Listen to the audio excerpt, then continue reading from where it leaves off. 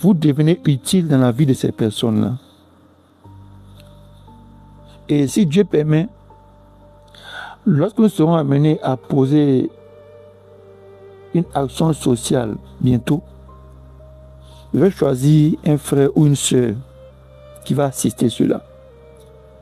Et elle va comprendre que ce que je dis, ce que je sais d'expliquer ici, en réalité, cette question, on ne peut pas expliquer avec les mots. C'est plus profond. C'est plus puissant. À tel enseigne que les mots ne peuvent pas expliquer cela.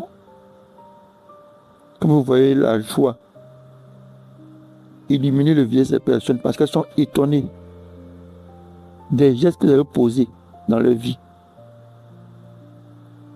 Donc elles-mêmes, elles sont remplies de joie, remplies de bonheur. Mais vous aussi, vous recevez en vous une paix très profonde. Et vous comprenez que votre geste-là vous a permis d'être utile dans la vie des autres. Bien aimé, on ne peut pas décrire un tel sentiment. Il n'est seulement que vécu. Frère, pour moi, le fait de dire qu'il y a du bonheur, excusez-moi, je vais prendre le terme précis. Il y a plus de bonheur à donner qu'à recevoir.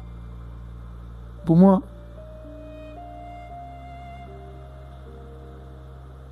c'est créer une joie que recevoir ne peut pas donner.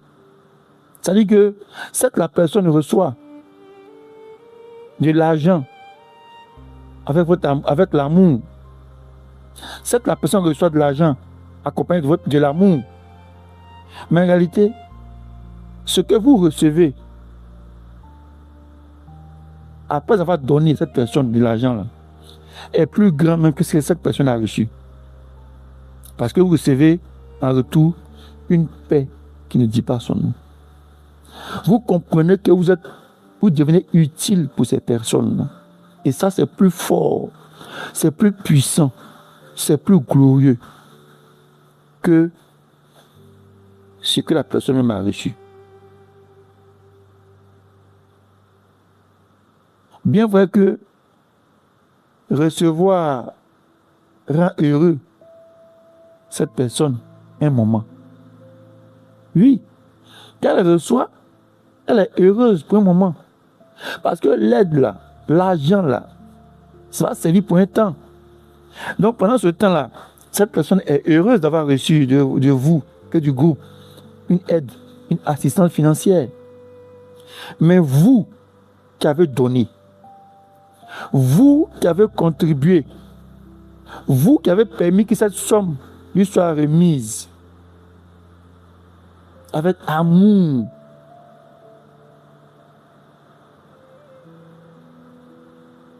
vous recevrez beaucoup par rapport à elle qui a reçu l'argent. Parce que votre bonheur ici, là, c'est d'avoir impacté la vie des personnes qui ont reçu votre assistance financière. C'est de comprendre que vous devenez utile pour des personnes qui sont en difficulté, en manque d'assistance financière. C'est ce bonheur-là que vous recevez là, il vient uniquement que de Dieu. Et c'est ce bonheur-là qui va contribuer à transformer votre cœur en celui de Dieu. Et c'est ce bonheur que vous recevez là qui va vous connecter à la vie de Dieu, au royaume de Dieu, à la grâce de Dieu, à la paix de Dieu. En conclusion, bien-aimés, le bonheur dont parle ce verset-là, c'est la joie profonde de devenir une source en vivant l'amour de Dieu à travers les dons. C'est de devenir une source en vivant l'amour de Dieu à travers votre argent.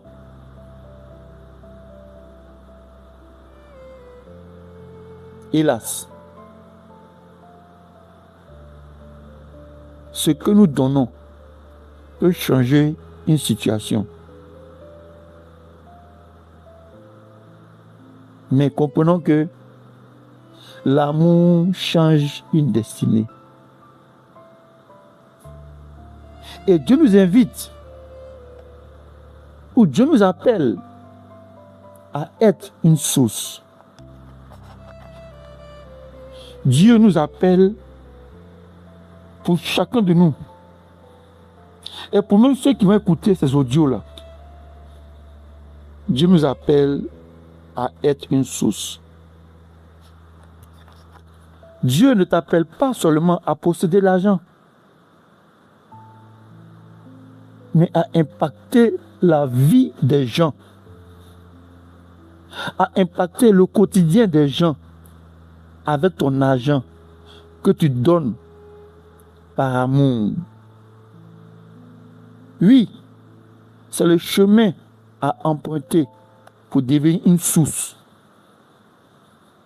Si tu veux devenir une source à travers ton argent, il faut aider les personnes en difficulté avec amour. Surtout avec amour. Parce que c'est l'amour qui fait la différence. C'est l'amour donné avec l'argent qui va te faire transformer au niveau du cœur, au niveau de ta vie intérieure, pour que tu deviennes une source de bénédiction. Et lorsque Dieu parlait à Abraham en disant ceci, dans Genèse chapitre 12, au verset 2, que je résume ainsi, je te bénirai et tu seras une source de bénédiction. Amen. Vous voyez, frère, Dieu a d'abord béni Abraham pour qu'ensuite il devienne une source de bénédiction à son tour. Mais comment Dieu a béni Abraham? Abraham a été béni parce qu'il avait...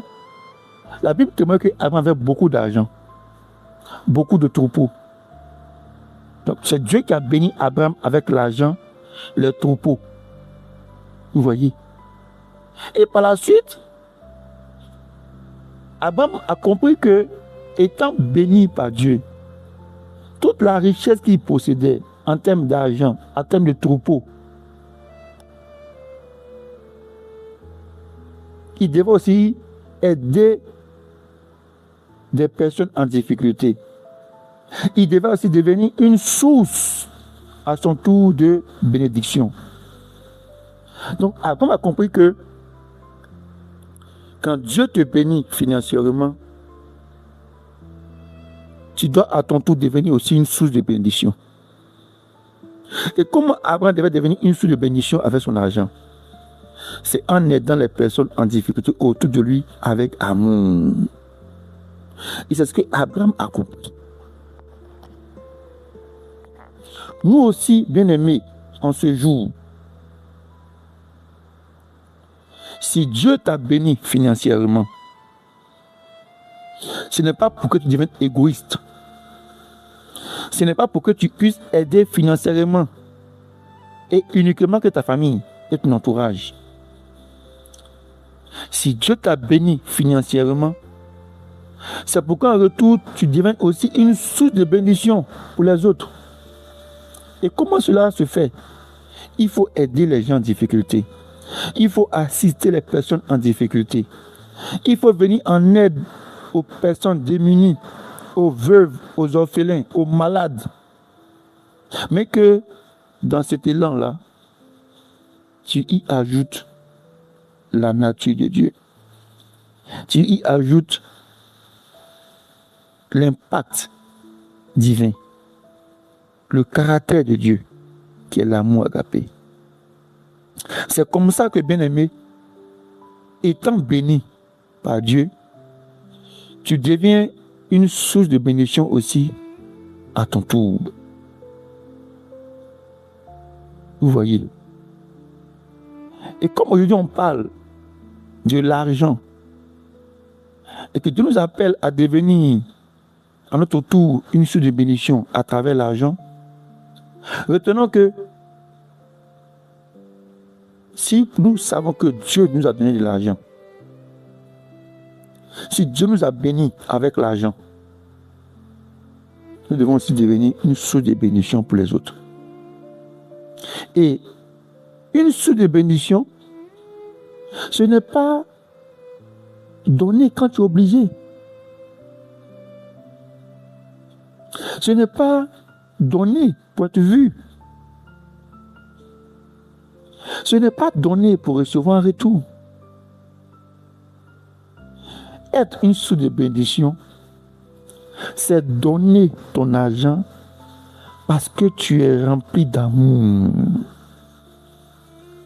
C'est donner ton argent parce que c'est devenu ta nature, ton caractère, ton identité.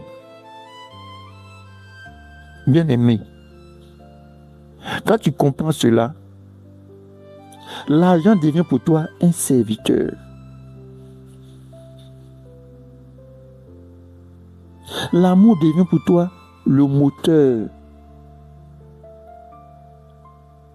Et la transformation devient le résultat à atteindre.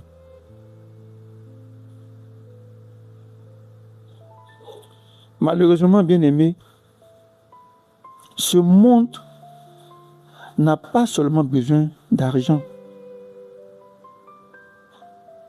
En tout cas, ce que nous retenons, c'est que ce monde n'a pas seulement besoin de ressources financières. Il a besoin de cœur rempli d'amour. Et c'est pourquoi, avant de mettre fin à notre partage de ce jour, nous allons adresser une prière. Nous allons prier. Père Céleste, nous venons en ce matin. Nous venons en ce jour. Nous venons en cette année 2026 vers toi afin de te communiquer ce vœu. Père Céleste, change notre manière de voir l'argent. Délivre-nous de l'égoïsme. Délivre-nous de l'indifférence et de l'amour des richesses sans amour des hommes. Seigneur Jésus, donne-nous ton cœur. Apprends-nous à donner avec amour, à voir la valeur des personnes, à restaurer là où le monde a blessé. Seigneur, fais de nous des sources vivantes, des instruments de ta grâce, des porteurs de transformation.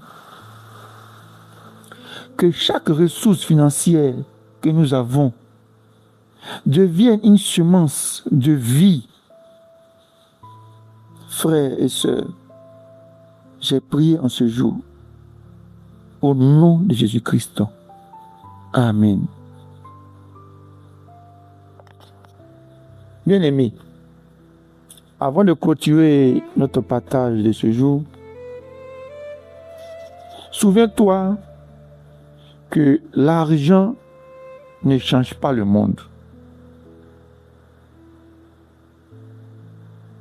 L'argent ne change pas le monde. L'amour qui guide l'argent, c'est ce qui change le monde. C'est l'amour qui guide l'argent qui change le monde. Oui, frère, sœur, tu peux accumuler ou transformer, C'est un choix. Tu peux décider avec ton argent d'accumuler plutôt. Ou tu peux choisir avec ton argent de transformer des vies. Tu peux aussi choisir avec ton argent de garder ta richesse pour toi seul ou d'impacter la vie des autres. Alors aujourd'hui, frère, sœur, tu dois faire un choix dans l'utilisation de ton argent. Que ton argent ne soit plus seulement une richesse, mais une mission. Que tu ne vois plus ton argent comme une richesse, mais que tu vois ton argent comme une feuille de route pour changer la vie des autres. Nous vous disons à très bientôt pour un autre moment de partage spirituel où on ne parle pas seulement de Dieu, mais où on apprend à lui ressembler dans le caractère. Que Dieu nous bénisse, qu'il nous assiste et que le Saint-Esprit nous aide véritablement à voir l'argent comme un moyen de changer la vie des autres. Amen.